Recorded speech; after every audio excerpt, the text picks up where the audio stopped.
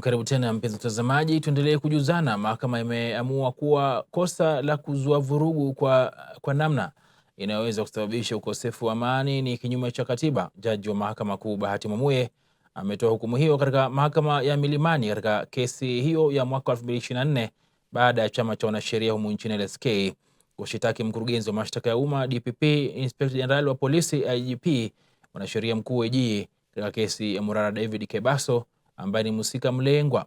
Mnamo Oktoba 8 mwaka 2024, polisi walimkamata Murara Kebaso wakikusudia kumshtaki kwa kosa la kuzuia vurugu kuzua vurugu kwa namna inayoweza kusababisha ukosefu wa amani kinyume na kifungu hicho. Kwa maelekezo ya chama cha wanasheria humu nchini, wakili wa Mahakama Kuu Bosire Bonyi aliwasilisha kesi mahakamani ili kupinga uhalali wa kifungu hicho, akidai kuwa kinazuia uhuru wa kujieleza na hakina uwiano wala uhalali katika jamii yenye demokrasia. Leo basi Alhamisi, Jaji Bahati Mwamuye ameweza kutoa hukumu